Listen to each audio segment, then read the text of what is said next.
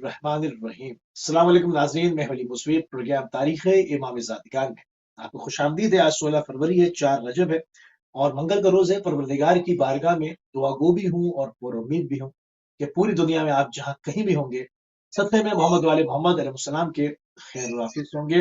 नाज़रीन, ये हमारा नया प्रोग्राम है और इसको जो है आज से हम इसकी ओपनिंग कर रहे हैं और इसमें चूँकि बिल्कुल तबीयती गुफ्तगू है तो बता दें कि इसका क्या फ़ॉर्मेट रहेगा और इसके अंदर हम क्या कुछ डिस्कस करने जा रहे हैं। इसका हमारा प्रोग्राम का नाम तारीख़ इमामज़ादगान है और इसमें अगर सिर्फ ईरान की ही बात करें तो ईरान में ही जो है वो हज़ारों की तादाद में जो है वो इमामज़ादगान के क़ुबूर हैं, पहली, दूसरी और तीसरी जनरेशन में। और उनके एक बहुत बड़ी वसी तारीख़ है, मगर अमूमन जो ज़ायरीन सफ़र करते हैं ईरान का या इराक का, वो ख़ास-ख़ास जगहों पर चंद एक जगहों पर जाते हैं। मसलन अगर क़ुम जाते हैं तो जमकरान जाते हैं, बीबी मासूमा सलामुल्लाह अलैहा के हरम जाते हैं, नैशापुर जाते हैं, तेहरान जाते हैं और मशहद में इमाम अली रज़ा अलैहिस्सलाम की ज़ियारत करके 1-2 ज़ियारत और करते हैं। इसके अलावा जो हज़ारों ज़ियारत हैं और उसकी तरफ जो है वो चूँकि वक़्त नहीं होता, वक़्त की तंगी होती है, एक रूट होता है और उन ज़ियारतों पे अमूमन बाहर के ज़ायरीन नहीं जा सकते। तो इस प्रोग्राम के ज़रिए से उन तमाम ज़ियारत की डिटेल, उसकी तस्वीर, उनकी पूरी हिस्ट्री, किस तरह से, किन हालात में, किस गुर्बत में, किस तरह से शहीद हुए, क्या-क्या ज़ुल्म सितम अहले बैत अलैहिस्सलाम के घराने पर हुए, किन कोनों पर, पहाड़ों पे, कहाँ-कहाँ पर ये क़ुबूर मौजूद हैं और आज भी इनके तमाम निशानात मौजूद हैं। इसके ऊपर पूरा काम हुआ है, पूरी एक तारीख़ इसकी मुरत्तब है, मगर जो है वो शायद इस पे कभी-कभी आप देखते हैं कहीं से कोई डॉक्यूमेंट्री की शक्ल में इस तरह की कोई बात सामने आती है और इसके ऊपर बात हो जाती है उन गैर मारूफ ज़ियारतगाहों के ऊपर, तो हमने इसके ऊपर कोशिश कर रहे हैं वहाँ से और इसका आगाज़ कर रहे हैं कि बाकायदा जो है वो हर शहर को जो है वो लिया जाए और उसके अंदर जितनी ज़ियारत हैं तरतीब के साथ उन तमाम की हिस्ट्री जो है वो आपके सामने बयान की जाए। ये अपनी नौइयत का एक मुनफरिद इंशाअल्लाह जो है वो काम होगा। आज हम बात करेंगे तारीख़ इमामज़ादगान में मशहद-ए-इर्तिहाल की। मशहद-ए-इर्तिहाल इमामज़ादे सुल्तान अली से मंसूब है और इसको करबलाए ईरान भी कहा जाता है। यहाँ पर भी करबला की तरह बड़ा ज़ुल्म किया गया और किस तरह से आपके जो है वो अंसार और ख़ुलफ़ा के साथ आपको शहीद किया गया। इन तमाम चीज़ों की तफ़सीलात आज हम जानेंगे। तारीख़ इमामज़ादगान की पहले जो है वो इसके पहले प्रोग्राम में हमारे साथ मौजूद रहेंगे सैयद अहमद हुज्जतुल इस्लाम मौलाना सैयद अहमद नक़वी साहब। आपको प्रोग्राम में खुशामदीद कहेंगे और आपकी खिदमत में सलाम अर्ज़ करें। अलैकुम सलाम व रहमतुल्लाहि व बरकातुहू। जी अगा परवरदिगार आलम आपको सलामत रखे। जज़ाकल्लाह। क़िबला, जिस तरह से अभी हमने अपने नाज़रीन की अज़ान आलिया तक इस बात को मुंतक़िल किया कि हमारे प्रोग्राम का नाम तारीख़ इमामज़ादगान है और उसके अंदर आज हम मशहद-ए-इर्तिहाल के ऊपर गुफ्तगू करेंगे और मशहद-ए-इर्तिहाल मंसूब है इमामज़ादे सुल्तान अली से। तो मशहद-ए-इर्तिहाल क्या है क़िबला और इसकी एक तारीख़ क्या है? औज़ु बिल्लाहि मिनश शैतानिर रजीम। बिस्मिल्लाहिर रहमानिर रहीम। बिही नस्तईन इन्नहु खैरुन नासिरिन व मुईन। बगैर किसी तमहीद के मैं मशहद-ए-इर्तिहाल के बारे में कुछ बयान करना चाहता हूँ। मशहद-ए-इर्तिहाल ये एक ईरान का मंतिक़ा है और ईरान के कुछ ऐसे शहर हैं जहाँ पर कुछ इलाके, कुछ गाँव को मिला के उस मजमूए का एक नाम दिया गया है। ठीक है। जैसे मशहद-ए-इर्तिहाल में कहते हैं कि बारीक रसफ़, बहार करमे, जूशक, हुस्नारवद, अलवी, ग़ियासाबाद, मेहदीयाबाद, इन सारे गाँव को मिला के अर्दहाल कहा जाता है। सही। अर्दहाल हकीकत में 35 किलोमीटर, अगर आप काशान जाएंगे तो 35 किलोमीटर ये काशान से दूर है। काशान के गर्ब में, काशान के मगरिब में ये अर्दहाल वाक़ है। और नियासर जो अफराद गए हैं, ज़ियारत पे जाते हैं, तो नियासर का एक हिस्सा है दर वाक़ई। وہاں پر جیسے ہی آپ وہاں داخل ہوں گے، اس علاقے کی طرف آپ جائیں گے تو آپ کو پہاڑ اور جبل اور یہ ایسی وادیاں وہاں نظر آئیں گی کہ وہاں پر ایسے نہیں کہ بالکل ریگستان ہو، نہیں، پہاڑ نظر آئیں گے آپ کو. اور پہاڑی ان علاقے ہیں۔ پہاڑوں کی وجہ سے، کیونکہ یہ پہاڑیاں بہت بلند ہیں، یہ جبل بہت ارتفاع کے حساب سے بلندی پر ہیں، ان کو اسی وجہ سے ہی اردحال یا اردہار را سے یا لام سے کہا جاتا ہے.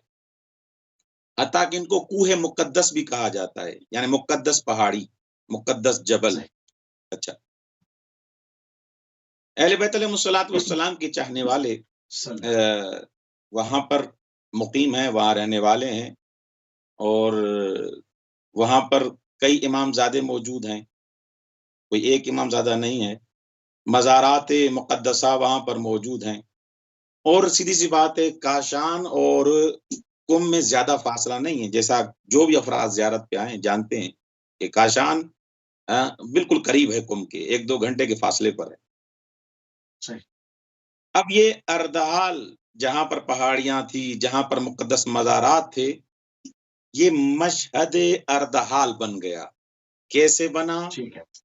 اس کی ایک وجہ ہے، اس کا ایک ریزن ہے، اس کا ایک سبب ہے. پہلے اس کو اردحال کہا جاتا تھا، یا کوہ مقدس کہا جاتا تھا، یا اردہار فقط کہا جاتا تھا. لیکن جیسے ہی حضرت سلطان علی جیسے ہی وہاں پر آئے اور بالآخر ان کی شہادت واقع ہوئی، اس جگہ کو کیونکہ شہادت ہوئی ہے حضرت سلطان کی وہاں پر، جن کا تاریخچہ انشاءاللہ مفصل میں بیان کروں گا، ان کی شہادت ہوئی. اب اس جگہ کا نام پڑ گیا مشہد اردحال. پہلے فقط اردحال تھا، پہلے کوہ مقدس تھا، لیکن اس مقدس ہستی کی شہادت کے بعد جو اس عظیم پائے کے انسان تھے، ان کی کرامات اور ان کے فضائل میں انشاءاللہ بیان کروں گا کہ اماموں نے، اہل بیت علیہ السلام نے اس حضرت سلطان حضرت علی کی کرامات کو بیان کیا ہے، ان کی زیارات کو بیان کیا ہے، اس کو مفصل بیان کریں گے. ان کی جیسے شہادت ہوتی ہے تو یہ اس علاقے کا نام آج جو بھی جائے گا، جس کو بھی زیارت کے لیے وہاں پر جانا ہے تو وہاں پر پوچھے گا مشہد اردحال. یہ سارے جو دوسرے گاؤں کے نام تھے، جیسے میں نے آپ کو بتایا، غیاس آباد، علوی، حسن آباد، دوشک، کرمے، یہ سارے جو نام ہیں وہ ختم ہو گئے ہیں. اب یہ معروف ہو گیا ہے مشہد اردحال کے نام سے. جی آگا. صحیح. تو یہ تو اس کا ایک مختصر سا تعارف ہو گیا، اور جو تاریخی حقائق ہیں اس کے پیچھے وہ آپ نے جو ہے برملا کر دیے کہ مشہد ارتحال کو مشہد ارتحال یا مشہد ارتحال جو ہے وہ تاریخی اعتبار سے کیوں کہا جاتا ہے، اس کی وجہ تسمیہ کیا ہے. امام زادہ سلطان علی جو ہے وہ، میں چاہوں گا کہ تھوڑا سی کہ شجرے کے اوپر بات ہو جائے کہ آپ کا تعلق کن امام کی ذات مقدسہ سے، آپ کن کے فرزند ہیں، کن کے شجرے سے ہیں، اور دوسرا آپ کا جو ہے وہ ایک مزید جو ہے وہ ایک خاندانی جو ہے وہ پورا تعارف پیش کیا جائے. جی آگا. حضرت سلطان، ان کا نام ہے علی، ان کا نام ہے علی، اور ان کا لقب ہے ان کی کنیت ہے ابو الحسن، اور ان کے والد محترم جو ہیں وہ بغیر کسی واسطے کے حضرت سلطان فرزند ہیں امام محمد باقر کے. آپ نے امام زادوں کی ہسٹری پڑھی ہوگی. کچھ امام زادے، کچھ سیدوں، کچھ سادات ایسے ہوتے ہیں واسطے سے، جیسے ہم سید ہیں، آپ سید ہیں، واسطے سے بالآخر سادات ہوتے ہیں. لیکن یہ حضرت سلطان، یہ امام زادے ہیں، امام کے فرزند ہیں، امام محمد باقر علیہ الصلوۃ والسلام کے فرزند ہیں، امام علی زین العابدین کے ہوتے ہیں، اور امام حسین کی اولاد سے ہیں. ان کی مادر گرامی کا نام زینب، لیلا اور ام حکیمہ بھی لکھا گیا. ان کی والد گرامی کا جو مادر گرامی کا جو نام لکھا گیا وہ یہ لکھا گیا. ان کے فرزند بھی ہیں، ایک بیٹا ہے جس کا نام احمد ہے، اور دوسرا بیٹا ہے جس کا ذکر یہاں نہیں ہے، اور ایک بیٹی ہے جس کا نام فاطمہ ہے، اور فاطمہ جو اس حضرت سلطان کی جو دختر ہے وہ ہمسر بنتی ہے، زوجہ بنتی ہے امام موسیٰ کاظم علیہ الصلوۃ والسلام۔ یہ خود فرزند ہیں امام باقر علیہ الصلوۃ والسلام۔ اچھا، عمر بالکل چھوٹی، کم عمر میں ان کی شہادت ہوئی ہے، 32 سال ان کی عمر ہے، جوانی کے عالم میں تھے اور ان کی شہادت ہو گئی۔ اچھا، تعارف اگر میں کروانا چاہوں تو یہ کون تھے، یہ فقط 2 لفظ ہی کافی ہیں ان کے تعارف کے لیے، کہ حضرت سلطان یعنی حضرت علی جو فرزند ہیں امام باقر کے، یہ نائب خاص تھے امام باقر علیہ السلام کے، نائب خاص تھے، یعنی ایسے نہیں آئے ہوئے تھے اس علاقے میں، بلکہ نیابتاً آئے ہوئے تھے اس علاقے میں، مولا نے خود بھیجا تھا امام باقر علیہ السلام۔ اچھا، امام باقر کی جیسے شہادت ہوئی، امام جعفر صادق علیہ السلام کے نائب بنے۔ کیسے بنے بتاتا ہوں میں، اس کی وضاحت کرتا ہوں کہ نائب کیسے بنے، کیسے یہاں پر مدینے سے یہاں آنا ہوا، یہ بالکل اس کی وضاحت کرتے ہیں۔ شہادت ان کی، کیونکہ پہلے میں ان کو بیان کر دوں، مشخصات بیان کر دوں اور اس کے بعد وضاحت پہ آتے ہیں۔ شہادت ان کی جو ہے وہ 4 کلومیٹر دور ہے، وہ خود آپ تصاویر میں دیکھ سکتے ہیں، اور وہاں پر جب زیارت پہ جائیں گے، وہ جو زیارت پہ جائیں گے، میں خود گیا ہوں، 1 سال پہلے میں زیارت پہ گیا تھا، تو ان کا مقتل گاہ جدا ہے اور ان کا مدفن جدا ہے۔ اس کو کربلا ایران بھی کہتے ہیں، مشہد اردحال کو کربلا ایران بھی کہتے ہیں۔ اس کی وجہ کیا ہے، اس کا سبب کیا ہے؟ اس کا سبب یہ ہے، شواہد یہ دیتے ہیں کہ جیسے ہمارے جد امجد امام حسین علیہ الصلوۃ والسلام کو اس انداز سے شہید کیا گیا کہ ان کا سر تن سے جدا کیا گیا، ان کو یار و انصار کے ساتھ شہید کیا گیا، غربت کے عالم میں شہید کیا گیا۔ اور ایک وجہ شباہت جو دیتے ہیں حضرت سلطان کی، جو فرزند ہیں امام حسین کے، مولا حسین کے ساتھ جو شباہت دیتے ہیں، وہ شباہت یہ دیتے ہیں کہ جیسے مولا حسین کے لیے ہے قتل عطشانہ، اسی طرح حضرت سلطان کو بھی قتل عطشانہ، پانی بھی نہیں دیا گیا، ایسے قتل کیا گیا۔ اور حضرت لب تشنے کہا جاتا ہے ایران میں، آغا سلطان کو لب تشنے، جیسے مولا حسین کو لب تشنے کہا جاتا ہے، پیاسا مولا کو شہید کیا گیا، اسی طرح حضرت سلطان کو بھی پیاسا شہید کیا گیا۔ اور اس دور کا جو حکمران تھا وہ بھی میں آپ کو بتاتا چلوں تاکہ ہسٹوری ساری لوگوں کے سامنے آ جائے۔ الشام بن عبد الملک تھا، اور یہ 4 کلومیٹر کے فاصلے پر ان کا مقتل گاہ ہے، اور وہاں پر ان کو شہید کیا گیا۔ شہادت کا وہ بالکل میں پورا بتاؤں گا کہ کیسے شہید کیا گیا، لیکن حضرت سلطان وہ عظیم ہستی ہے، اس کی کرامات اور اس کے شرف اور کیا کہتے ہیں ان کی فضیلت کو انشاءاللہ بیان کریں گے کہ کیا عظیم ہستی ہیں، کہ اس ہستی کے لیے، اس حضرت سلطان کے لیے اہل بیت ان سے خوف کیا تھا؟ ملتے، عباسیوں کو خوف کیا تھا جب امام نے اپنا نائب بنا کر، امام محمد باقر علیہ السلام نے اپنا نائب بنا کر بھیجا ہے، تو عباسیوں کو کیا خوف تھا؟ آپ نے کیا کارہائے نمایاں انجام دیا؟ تاریخ کیا کہتی ہے؟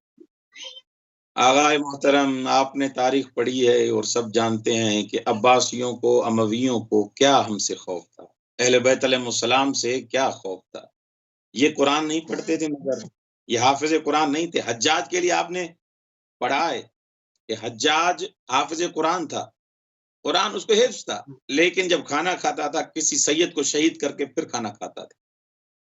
وجہ کیا تھی؟ سبب کیا تھا؟ سبب یہ تھا کہ آغا سلطان کے لیے ملتا ہے کہ آغا سلطان نائب تھے امام باقر کے، امام محمد باقر علیہ الصلوۃ والسلام کے نائب خاص تھے۔ یہ جو اعتراض کرتے ہیں کہ نائب کہاں سے، نائب خود امام باقر نے بنایا ہے، اپنے فرزند کو نائب بنایا ہے۔ یہ فین کے جو افراد ہیں، اہالی فین، یہ جو علاقہ جو مشہور ہے مشہد، ان کو اہالی فین کہا جاتا ہے۔ یہ اہالی فین یہ محبان علی ہیں، یہ محبان حسین علیہ السلام، سبحان اللہ، سبحان اللہ۔ انہوں نے آپس میں میٹنگ کی کہ ہمارے ہاں یار کوئی بلاخر مبلغ ہونا چاہیے اولاد علی سے، جو ہمیں احکام سکھائے، ہم اس سے ڈائریکٹ احکام سیکھیں۔ تو انہوں نے کہا پھر کیا کریں؟ انہوں نے کہا پھر چلتے ہیں امام کے محضر میں، امام باقر کے محضر میں چلتے ہیں، حجت خدا وہی ہے۔ تو یہ سارے افراد آتے ہیں، امام باقر علیہ الصلوۃ والسلام کے محضر میں آتے ہیں مدینہ۔ جیسے مدینے میں آتے ہیں، امام باقر علیہ الصلوۃ والسلام دروازہ دق الباب کیا، اور ان کو بلاخر تاریخ نے اس انداز سے لکھا ہے کہ جیسے ہی خادم نے بٹھایا اور جیسے ہی مولا وارد ہوئے ان کی زیارت، جیسے ہی مولا نے مولا کی زیارت کی انہوں نے، تو ان کے رخساروں پہ آنسو تھے، اور شوق زیارت میں وہ آنسو ان کے نکل پڑے، اور مولا باقر علیہ الصلوۃ والسلام کے قدموں کو چوم کر کہتے ہیں آقا مولا ہم ایک گزارش لے کے آئے ہیں، ہم ایک درخواست لے کے آئے ہیں۔ سبحان اللہ۔ تو مولا باقر علیہ الصلوۃ والسلام نے کہا آپ بیٹھے ہیں، آپ میرے مہمان ہیں، اور پہلے آپ کھانا کھائیں، کھانا تناول کریں، پہلے آپ کی مہمان نوازی کرتے ہیں، آپ ہمارے مہمان ہیں، اس کے بعد آپ جو بھی کہیں گے میں آپ کی خدمت میں ہوں۔ تو بلا کر وہ وہاں پر رہے، پھر دوبارہ مولا سے ملاقات کرتے ہیں، تو مولا سے وہ ڈیمانڈ کرتے ہیں، دروا کے مولا سے درخواست کرتے ہیں مولا کے محضر میں، مولا ہماری ایک گزارش ہے کہ ہمارے علاقے میں کوئی آپ کا نائب ہونا چاہیے جو ہمیں احکام سکھائے، معارف الہی ہم ان سے سیکھنا چاہتے ہیں۔ تو مولا باقر علیہ الصلوۃ والسلام نے اسی حضرت سلطان جو فرزند ہیں ان کے حضرت علی، مولا نے یہ فرمایا کہ میں سلطان کو یعنی علی کو مشرد اردحال میں جن کا مدفن ہے، ان کو میں نے نصب کیا ہے آپ کے لیے، مقرر کر دیا ہے آپ کے لیے۔ اور یہ بڑے خوش ہوتے ہیں، انہوں نے وہیں سے پیغام بھیجا کہ تیاری کریں، استقبال کریں، باقر کا لاڈلا آ رہا ہے، امام حسین علیہ الصلوۃ والسلام کی اولاد میں سے حضرت سلطان آ رہے ہیں۔ خوشیوں میں سے انہوں نے پیغام بھیجا، وہاں مشہد اردحال جو فین کا علاقہ ہے، جو علاقہ بھی ہے، انہوں نے لیٹر بھیجا، قاصد بھیجا کہ تیاریاں کریں، استقبال کریں کہ سلطان آ رہے ہیں، فرزند باقر آ رہے ہیں، علیہ آلاف التحیت والسلام۔ تو مولا باقر علیہ الصلوۃ والسلام نے اپنے بیٹے سلطان کو کہا اے میرے فرزند، یہ ہماری آخری ملاقات ہے، اس کے بعد ہماری ملاقات نہیں ہوگی، اور میں ابھی سے وداع کر رہا ہوں۔ یعنی در واقع مولا یہ کہنا چاہتے تھے، مولا یہ فرمانا چاہتے تھے کہ اے سلطان، اے میرے فرزند، جب آپ وہاں چلے جائیں گے، فین چلے جائیں گے، اردحال چلے جائیں گے، تو میری شہادت ہو جائے گی۔ تو یہ افراد جو فین کے تھے، امام باقر علیہ الصلوۃ والسلام کے فرزند کو لے کے آتے ہیں، بڑا استقبال ہوا، تاریخ نے بڑا استقبال لکھا ہے آغائے سلطان حضرت علی کا، بڑا احترام دیا، بڑے وقار کے ساتھ حضرت سلطان وہاں پر پہنچے، عزت اور شان و شوکت کے ساتھ وہاں اردحال پہنچے، اور آغا کا کی اس انداز سے درواقع شیڈول تھا، یا کیا کہیں روٹین تھی کہ تبلیغ کرتے تھے۔ اور آپ نے جو سوال کیا کہ ان کو بلاخر تکلیف کیا تھی اولاد علی سے، اولاد علی کو کوئی مال و دولت تو نہیں چاہیے تھا، اولاد علی کو کوئی شان و شوکت تو نہیں چاہیے تھا، وہ خداوند متعال نے ان کو عطا کیا ہے۔ یہ سادات ہونا، سید ہونا شرف ہے، کوئی ان سے چھین نہیں سکتا۔ آپ قتل کر دیں، زہر دے دیں، زندان میں ڈال دیں، بھوکا رکھیں، ان کو پانی دے دیں، آپ بنگلوں میں رکھیں، بڑے محلوں میں رکھیں، لیکن سید سید رہے گا۔ سید کا شرف آپ ان سے کبھی بھی سلب نہیں کر سکتے، چھین نہیں سکتے۔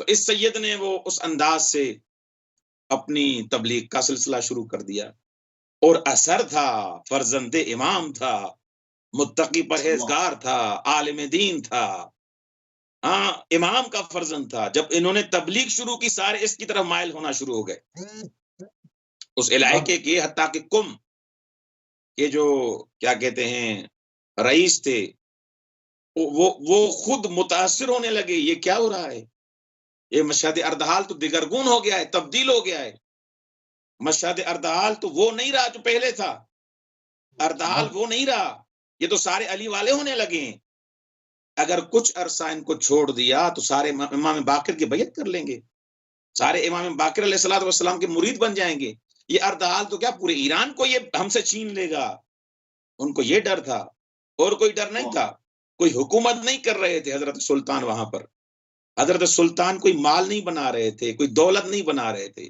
فقط دین کے مبلغ بن کر تبلیغ کر رہے تھے، دین نبوی کو، دین علوی کو، دین حسینی کو۔ اب یہ جو اس انداز سے تبلیغ کر رہے تھے، یہ خبر پہنچی وہاں پر کم میں، کم کا جو اس ٹائم حکمران تھا، اس نے وہاں فین کے جو 2 افراد تھے ان کو بلایا، میٹنگ کی کہ اب کیا کرنا چاہیے، یہ تو بلا کر ہم سے ہاتھ سے نکلتا جا رہا ہے یہ معاملہ، اب کیا کرنا چاہیے۔ تو انہوں نے اس انداز سے میٹنگ کی، اور میٹنگ میں یہ طے پایا کہ کسی نہ کسی طریقے سے اس حضرت سلطان جو فرزند امام باقر ہیں ان کو روکنا ہے۔ اس کے بعد یہ جو شہادت کا جو سلسلہ ہے اور یہ سارے وقائع جو انشاءاللہ بیان کریں گے وہ اس انداز سے ہوئے، لیکن اصل وجہ یہ تھی کہ مبلغ رسالات الہی تھے، جس وجہ سے امام حسین کو شہید کیا گیا وہی وجہ تھی جس کی وجہ سے حضرت سلطان کو شہید کیا گیا۔ یہ بھی غریب قتل تھے، وہ بھی غریب۔ اللہ، دشمن کو اصل تکلیف یہ تھی کہ جو اصل دین اسلام ہے، جو اصل محمدی اسلام ہے، اس کی ترویج نہ ہونے پائے، بس تکلیف یہ ہے، اور وہ تکلیف آج تک چلی آ رہی ہے، آج تک، آج بھی جو شہادتیں ہیں وہ اسی وجہ سے ہر اس شخص کو شہید کرتے ہیں جو محترق ہوتا ہے، جس کے اندر تحرک ایجاد کرتا ہے اپنے اندر اور صحیح دین کی اشاعت و تبلیغ کرتا ہے، اس کو شہید کر دیا جاتا ہے۔ بالکل تھوڑی سی بات آگے بڑھائیں گے قبلہ، آپ کی شہادت جو ہے وہ کس طرح سے واقع ہوئی، جس طرح آپ بتا رہے ہیں، یہ سلسلہ کیسے بڑھا آگے، انہوں نے میٹنگز کی، انہوں نے روکنے کی اور کیا کوشش کی، یا ڈائریکٹ صرف شہادت کا ہی آپشن دشمن کے پاس تھا، یا اس کے علاوہ بھی انہوں نے کوئی تگودو کی؟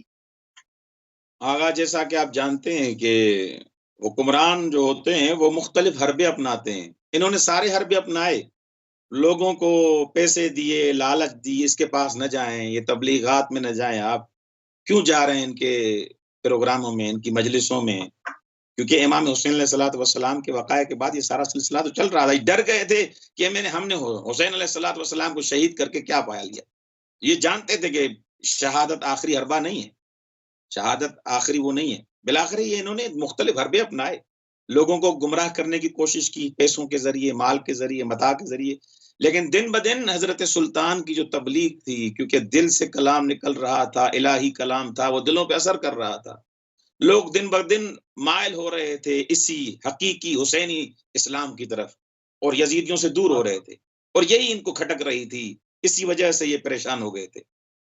جب اس انداز سے ہوا تو آپ کے محضر میں عرض کروں کہ در واقع حضرت سلطان کو اسی دوران، تبلیغ کے دوران، جیسے میں نے آپ کو بتایا کہ مولا نے اس وقت ہی بتا دیا تھا کہ اے سلطان، اے میرے بیٹے، ہماری آخری ملاقات ہے، تو اس وقت یہ پیغام پہنچتا ہے حضرت سلطان کے پاس، اور اس خط کو جب پڑھتے ہیں، اس خط میں لکھا ہوتا ہے کہ مولا باقر علیہ الصلوۃ والسلام کی شہادت ہو گئی ہے، اور آج بھی کچھ کنٹریز میں شہادت تھی امام ہادی علیہ الصلوۃ والسلام کی۔ میں تمام ناظرین کی خدمت میں اس غمناک اور پرسوز موقع پر میں تسلیت و تعزیت پیش کرتا ہوں۔ پروردگار عالم ہمیں ان ہستیوں کے صدقے ان کی سیرت پہ چلنے کی توفیق عنایت فرمائے۔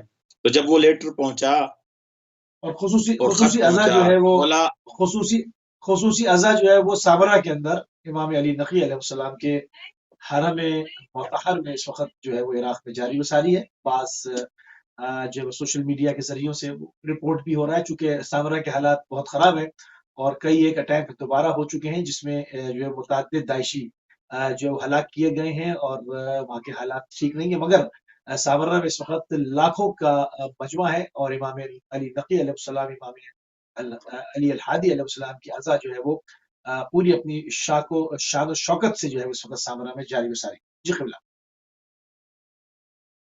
جی اگا بالکل.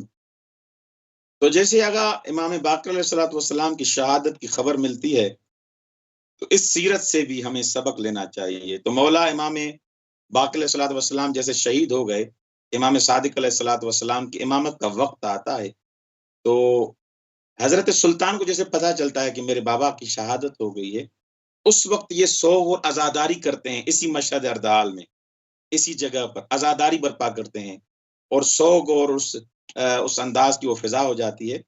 تو بلاخر یہ سلسلہ چلتا رہا اور امام صادق علیہ الصلوۃ والسلام نے اپنی مختلف وصایا اور نصیحتوں کے ذریعے پیغامات بھیجتے رہے حضرت سلطان کی طرف.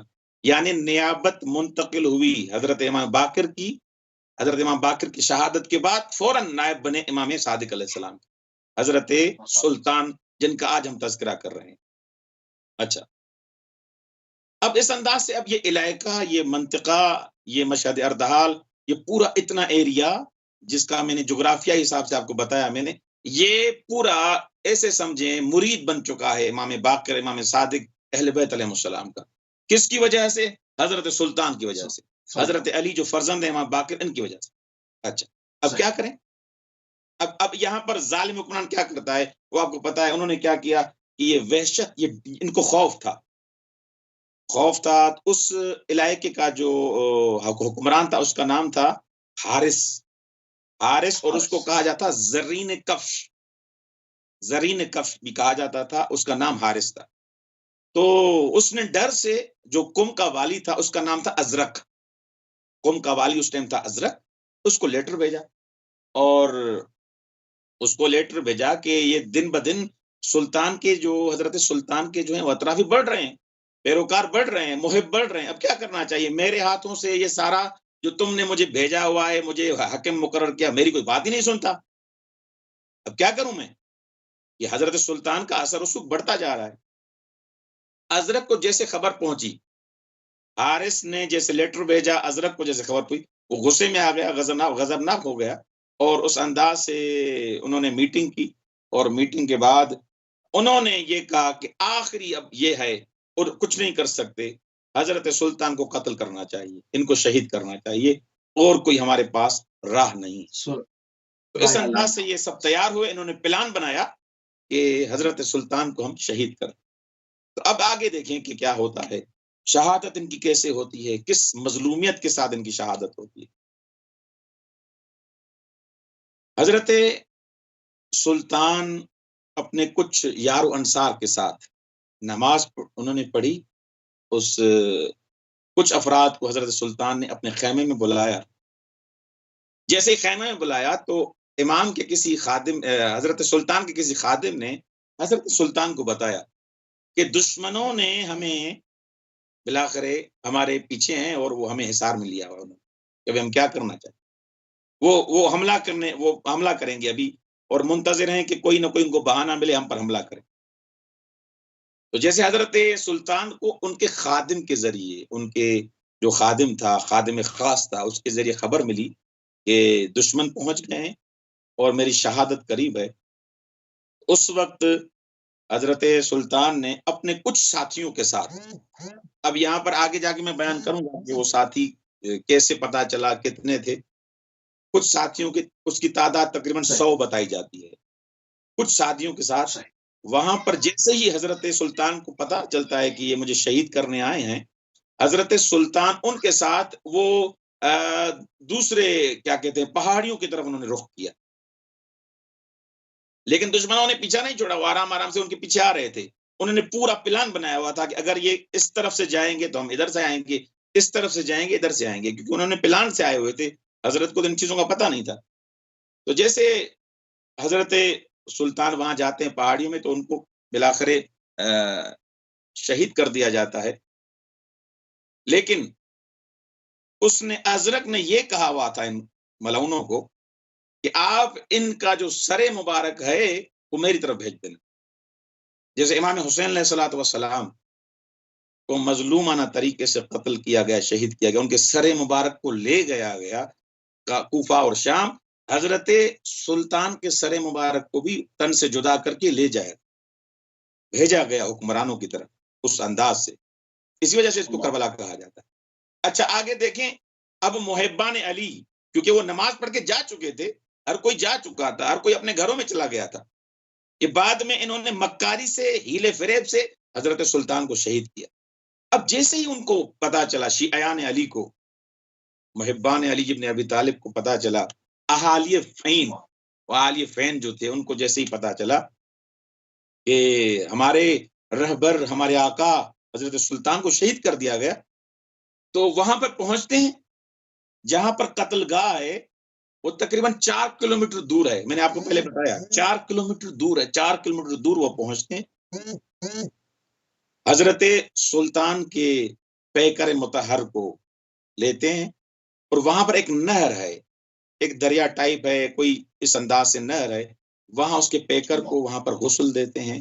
اس نہر کا نام ہے نہر شہزادہ حسین، نہر شہزادہ حسین، وہاں پر اس کو غسل دیتے ہیں، اور اس غسل کے بعد جو ہے حضرت سلطان نے، شہید نے اپنی زندگی میں وصیت کی تھی کہ مجھے کہاں دفن کرنا ہے، زندگی میں انہوں نے وصیت کر دی تھی کہ مجھے دفن کہاں کرنا ہے، کیونکہ وہاں جہاں پر شہید ہوئے ہیں تو وہاں پر اس انداز سے ان کو ان کا مذہب بنا دیتے، لیکن حضرت سلطان نے اس انداز سے وصیت کی ہوئی تھی کہ مجھے اس انداز سے اس جگہ جہاں پر ابھی ان کا مدفن ہے وہاں پر مجھے آپ کو کیا کرنا ہے، دفن کرنا ہے۔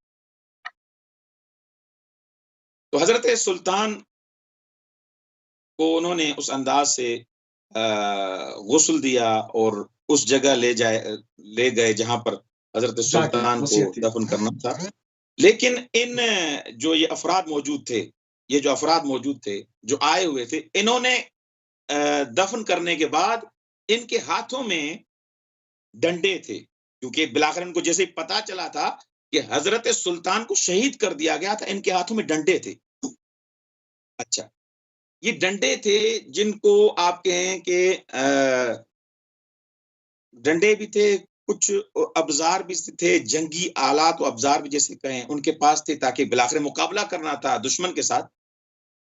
تو یہ وہاں پر گئے ہیں اور مولا حضرت سلطان کا انہوں نے بدلہ لیا ہے، ان ملعونوں کو جیسے دفن کرنے کے بعد ان کو فنار کیا ہے، ان کو قتل کیا ہے۔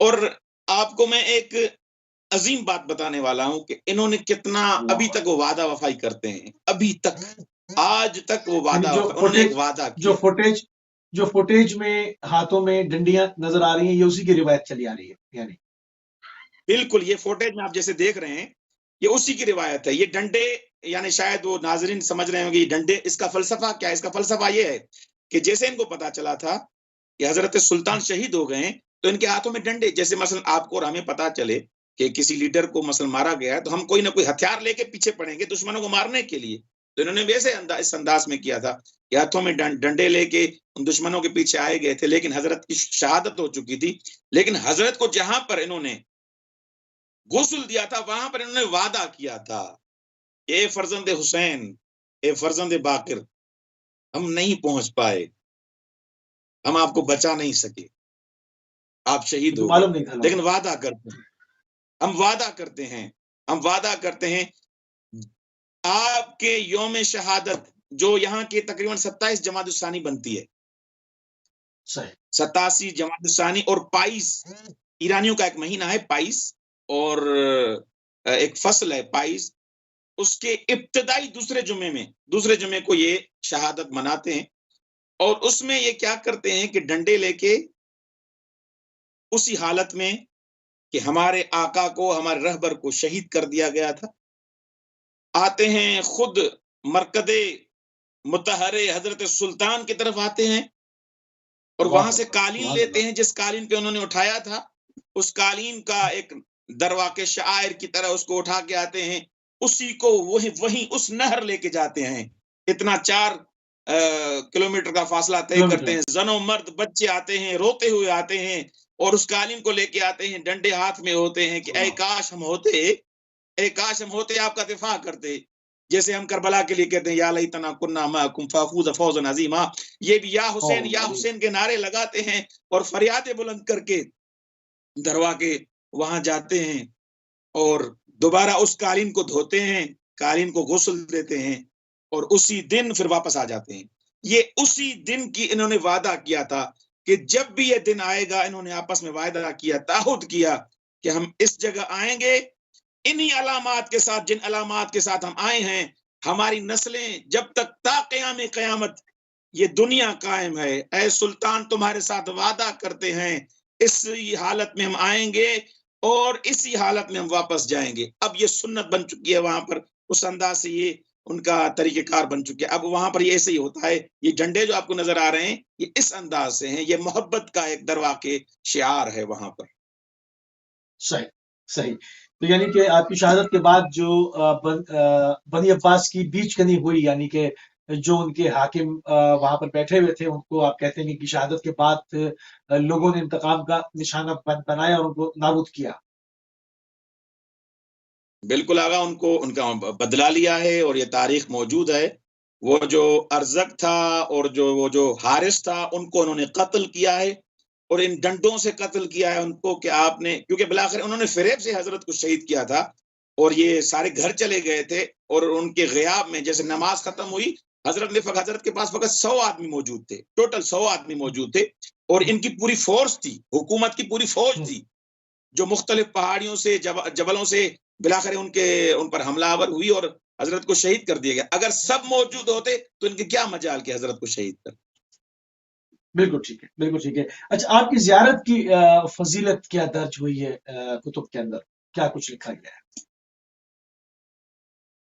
آغا میں آج ہی کچھ کتابیں پڑھ رہا تھا، اس میں مختلف مراکز کی زیارات میں نے پڑھی ہیں، لیکن میں نے 2 امام زادے، 2 نائب ایسے دیکھے ہیں جن کی زیارت کا ثواب امام حسین کی زیارت کا ثواب 2 دیکھے ہیں میں نے فقط تاریخ میں جو مجھے یاد ہے۔ ایک شہزادہ حضرت عبدالعظیم حسنی، جن کی زیارت کا ثواب امام حسین کی زیارت کا ثواب ہے۔ جو بھی زیارت کرے گا، مولا فرماتے ہیں رائے میں جا کے ہمارے فرزند حضرت عبدالعظیم کی حسنی کی زیارت کرے گا، اس نے ایسے ہے جیسے مولا حسین کی کربلا میں زیارت کی، یہ ثواب ہے۔ اور دوسرے جو آج میں روایت میں نے پڑھی اور خود میں جب مرکز پہ گیا تھا، وہاں پر بھی مختلف دیواروں پہ لکھا ہوا تھا کہ حضرت سلطان کی زیارت کا ثواب کیا ہے۔ تو حضرت سلطان کی زیارت کے لیے امام جعفر صادق علیہ السلام فرماتے ہیں کہ میرے بھائی، کیونکہ امام صادق کے بھائی ہیں، امام باقر کے فرزند ہیں، تو امام صادق علیہ السلام فرماتے ہیں کہ جو میرے بھائی یعنی حضرت علی بن باقر علیہ السلام کی اردحال میں زیارت کرے گا، وہ ایسے ہے جیسے اس نے امام حسین کی کربلا میں زیارت کی۔ السلام کا فرمان موجود ہے۔ اور امام رضا علیہ السلام فرماتے ہیں نعم الموضع الاردحال، نعم الموضع الاردحال۔ امام رضا علیہ السلام جو بعد میں آتے ہیں، ان کے بلاخر امام باقر علیہ السلام کے پوتوں میں شمار ہوتے ہیں، مولا فرماتے ہیں نعم الموضع الاردحال ولازم تمسک به۔ مولا فرماتے ہیں اچھا مکان اردحال ہے، آپ پر لازم ہے کہ اس کے ساتھ جڑے رہیں، تمسک کریں اردحال کے ساتھ۔ درواقع مولا بتانا چاہتے ہیں کہ جو زیارت کرے گا مشہد اردحال میں جا کر ہمارے جد امجد حضرت سلطان کی، فرزند علی، فرزند امام باقر علیہ السلام کی، وہ درواقع اس نے امام حسین کی زیارت کی اور وہ ہم سے جڑا ہوا ہے۔ آیت اللہ جوادی عاملی اس بارے میں فرماتے ہیں کہ ہم ان کی زیارت کیوں کرتے ہیں؟ لوگ پوچھتے ہیں آپ ان کی زیارت کرتے ہیں، ان مراکز پہ جاتے ہیں، مقبروں میں جاتے ہیں، کیوں جاتے ہیں؟ ایک تو ثواب ہے، ایک تو ثواب ہے۔ اہل بیت علیہ السلام نے بیان کیا ہے کہ جو ان کی زیارت کرے گا وہ اس نے امام حسین کی زیارت کی، اور جس نے امام حسین کی زیارت کی اس کا ثواب ملائکہ بھی شمار نہیں کر سکتے۔ اس نظریے سے دیکھیں تو آیت اللہ جوادی عملی فرماتے ہیں ہم ان کی زیارت اس لیے کرتے ہیں، ایک تو روایات موجود ہیں اور دوسرا سبب یہ ہے کہ انہوں نے ہمیں انسان بنایا ہے. اللہ آقا کے لفظ ہیں اللہ انہا مارا آدم کردن، انہوں نے ہمیں انسان بنایا ہے، انسانیت کے طور و طریقے ہمیں بتائے ہیں. تو سکھایا یہ ان کا حق سویلائز ولایت ہے ہم پر، ان کا حق بالکل ولایت ہے صحیح ہم پر. یہ ہمارے ولی ہیں، ہمارے رہبر ہیں، ہمارے لیڈر ہیں. ہمیں زندگی کے اصول انہوں نے ہمیں بتائے ہیں. اور آیت اللہ جعفر سبحانی اس کے بارے میں فرماتے ہیں، وہ فرماتے ہیں کہ ہم ان مراکز کی زیارت کیوں کرتے ہیں. جناب معصوم حکم حضرت سلطان مشہد اردحال یا دوسرے بزرگان ان کی زیارت کیوں کرتے ہیں؟ ایک تو یہ انہوں نے ہمیں انسان بنایا، ایک تو یہ کہ روایات میں اتنا بڑا ثواب ہے، اور دوسرا یہ کہ قرآن کی ہم پیروی کر رہے ہیں. قل لا اسألکم علیہ اجرا الا المودۃ فی القربى. مودۃ فی القربى. ان سبحان کی اللہ. زیارت مودت فی القربى کا مصداق ہے. مصداق بے اور شک جو ایسے. انسان اللہ ان کی قبور کو بناتا ہے، تعمیر کرتا ہے، یہ وہابی یہ دن بدن یہ نئے نئے شبہے ڈالتے ہیں کہ آپ قبروں کو کیوں بنا رہے ہیں، یہ کیوں کر رہے ہیں، وہ کیوں کر رہے ہیں. ارے بھائی کم از کم انسانوں والے اصول ان پر تو عمل کرو. انسانی اصولوں میں سے ایک اصول یہ ہے کہ جو احسان کرتا ہے اس کے ساتھ احسان کرو. انہوں نے ہمیں احسان. انسان بنایا، انہوں نے ہمیں زندگی کرنا سکھائی، انہوں نے ہمیں ماں بہن کی تمیز دی، انہوں نے ہمیں باپ کا احترام سکھایا، انہوں نے ہمیں خدا کی معرفت عطا کی. اب ان کی قبروں کو تعمیر کر کے ہم انسانیت کے اصولوں پر پیروی کر رہے ہیں. دوسری چیزوں کو چھوڑو، روایات کو چھوڑو، ان پر عمل نہ کرو، لیکن انسان کو کم از کم بنو، انسانیت کے اصولوں پر عمل کرو کہ انہوں نے تمہیں سبحان انسان اللہ. بنایا ہے. بے شک ایسے ہے، بے شک ایسے. قبلہ آپ کے جو کرامات ہیں، چونکہ یقیناً آپ اتنے صاحب کرامت ہیں، تو ان کے کیا کرامات ان سے منسوب ہے اور کیا معجزات ان سے منسوب ہیں. تھوڑا سا ہمارے پاس وقت ہے، 6-7 منٹ، تو ہم چاہتے ہیں کہ اس کے اوپر بھی گفتگو ہو جائے. جی اگر میں نے کرامات ان کی مشہد اردحال جب میں گیا تھا تو وہاں پر لوگ مختلف کراماتیں بتا رہے تھے. میں خود وہاں پر جب حاضر ہوا تھا، اور کچھ کہہ رہے تھے کہ یہاں پر جو کینسر کے کئی افراد آئے ہیں ان کا علاج کر دیا گیا ہے، وہ لا علاج تھے، ڈاکٹروں نے لا علاج بنا دیا. لیکن حضرت سلطان کی اس قتل گاہ خود الگ سے موجود ہے، 4 کلومیٹر دور ہے، پہاڑی پر ہے، اوپر جانا پڑتا ہے. تقریباً میں تو گن رہا تھا 100 سے زیادہ سیڑھیاں تھی. وہاں اوپر ان کو جا کے بلا کر قتل کیا گیا ہے. وہاں سرداب میں ان کی قتل گاہ ہے. وہاں انسان جو 2 رکعت نماز پڑھے اور متمسک ہو، واسطہ دے خداوند متعال کو حضرت سلطان کا، تو وہ کئی سرطان اور کینسر کے جو لا علاج بیمار تھے ان کو وہاں پر شفا ملی ہے. اور یہ وہاں کے رہنے والے بتاتے ہیں کہ یہ اس انداز سے ہے. اور دوسری بات، کیوں ثواب نہ ہو؟ جس کی زیارت کا ثواب خود امام حسین کی زیارت کا ثواب ہے، تو بلاخر شک نہیں کرنا چاہیے، کوئی بھی شبہ نہیں ہے. ایک کرامت میں آپ کو جو خود کتابوں نے لکھی ہے، یہ تو میں سینہ بسینہ جو کرامات منتقل ہوئی ہیں وہ تو آپ جائیں گے زیارت پہ، جو جائے گا اس کو ہر انسان بتائے گا کہ یہ کس ہستی کے مالک تھے، کس شخصیت کے مالک تھے، ان کو آپ پتہ چل جائے گا. لیکن کتابوں نے جو چیز لکھی ہے، جس نے بھی حضرت سلطان پر آرٹیکل لکھا ہے، مقالہ لکھا ہے، کتاب لکھی ہے، انہوں نے اس انداز سے لکھا ہے کہ 1313 میں، یہ زیادہ عرصہ نہیں گزرا، آپ ایسے سمجھیں کہ 100 سال پیچھے چلے جائیں. 1313 میں اعتزاد الدولہ حکمران ہے جو ہے قوم کا، وہ مشہد اردحال آتا ہے. تو بلاخر یہ امام زادے ان کی کرامات تو ہر جگہ مشہور تھی نا، تو یہ اس ٹائم مشہد اردحال آیا.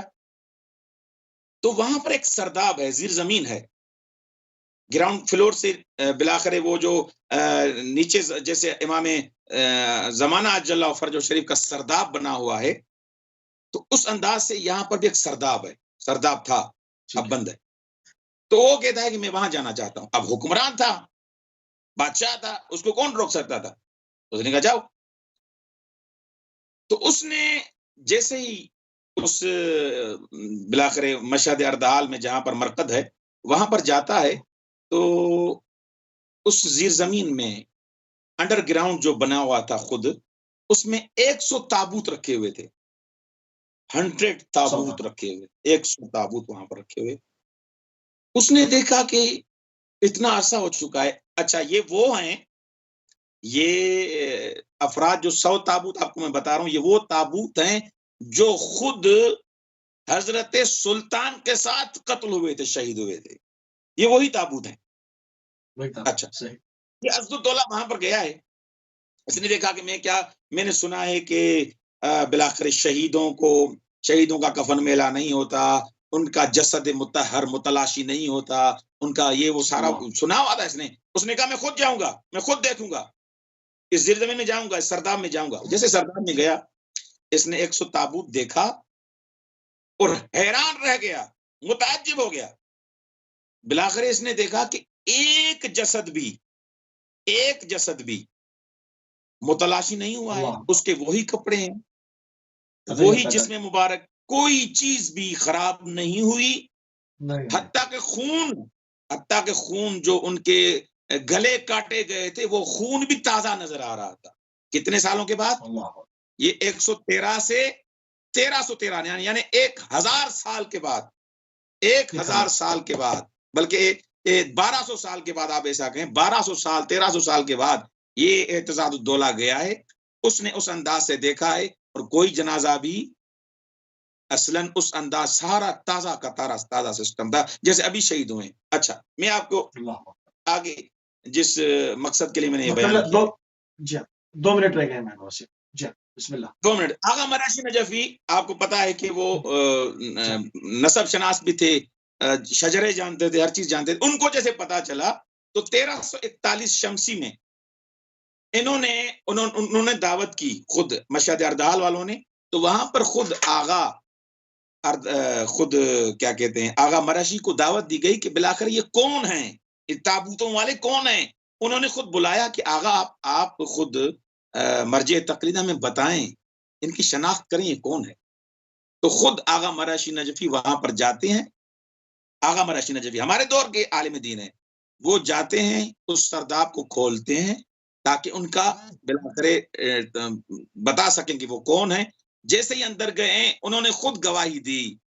آغا مراشی نجفی کتابوں میں موجود ہے، کوئی ایک جسم اس پر جو خراش آئی وہ خراش موجود ہے، جس کا گلا کٹا گیا وہ گلا کٹا ہوا موجود تھا. لباس بھی ان کے خراب نہیں ہوئے، لباس بھی وہی تازہ تھے. اور خود آغا مراشی نجفی نے گواہی دی کہ یہ وہ 100 افراد ہیں جو حضرت سلطان کے ساتھ شہید کر دیے گئے. تو یہ کرامت اب زبان زد ہے، سارے اصحاب کہف جیسا واقعہ تھا، جس طرح سے قرآن میں. بالکل اصحاب کہف، یعنی جیسے وہ کہف کو کھولتے ہیں، سرداب کو کھولتے ہیں، یعنی 1200 سال کے بعد بھی ویسے ہی جیسے ابھی یہ لوگ جو اعتراض کرتے ہیں خدا کی کرامتوں اور خدا کی قدرت پر کہ یہ کیسے ہوگا. آؤ مشہد اردحال کو دیکھو کہ یہ اب کے علماء نے تصدیق کیے کہ ویسے زندہ ہیں. خدا کی قدرت پر آپ حضرت عزیر، حضرت خضر، حضرت عیسیٰ، یہ تو آپ کو نظر نہیں آئے نا. مشہد اردحال اب کا واقعہ ہے اور یہ موجود ہے. سب نے گواہی دی کہ جنازے ویسے تھے جیسے شہید کر دیے گئے تھے. سبحان اللہ، سبحان اللہ. بہت ہی مشکور ہیں، نہایت ممنون ہیں آغا سید احمد تقوی صاحب آپ کے، کہ آپ نے ایک بہت ہی تاریخی حوالے کی طرف ہماری توجہات کو مبذول فرمایا. اور انشاءاللہ ہر ہفتے جو ہے اس پروگرام میں ایک نیا جو ہے ایک گمشدہ باب کو کھولا جائے گا، جو کہ مقامی لوگ تو جانتے ہیں، مگر پوری دنیا سے جو زائرین ایران کا رخ کرتے ہیں وہ ان زیارت گاہوں پر اپنے وقت کی قلت کے سبب جو ہے وہ حاضری نہیں دے پاتے. تو ان کو، اور جو سارے ڈاکومنٹیشن ہے، جو تمام چیزیں ہیں وہ فارسی اور عربک میں ہے. تو ہم پوری کوشش کر رہے ہیں کہ اس کا ترجمہ کر کے ان تمام چیزوں کو جو اپنے اس مقدس پلیٹ فارم کے ذریعے سے اردو میں آپ کی اپنی زبان میں ان تصاویر کے ساتھ اور تاریخی حقائق کے ساتھ آپ کے سامنے پیش کیا جائے کہ اہل بیت علیہ السلام پہ جو ہے وہ کتنی جنریشنز تک جو ہے وہ کس طرح سے سختیاں رہیں دین کو پھیلانے کی بابت. دشمنوں کی کن کن جو ہے وہ سختیوں کو جھیلا، کہاں پر شہادتیں ہوئیں، کس دیار غیر میں، کن عالموں میں جو ہے وہ شہید کیے گئے. ان تمام چیزوں کو ایک ایک کر کے جو ہے وہ آپ کے سامنے لایا جائے. ہمارے پروگرام کا ٹائم ناظرین جو ہے وہ تمام ہوا. ہماری اور آپ کی اگلی ملاقات انشاءاللہ کل یو کے ٹائم سے 4 بجے ہوگی. اجازت.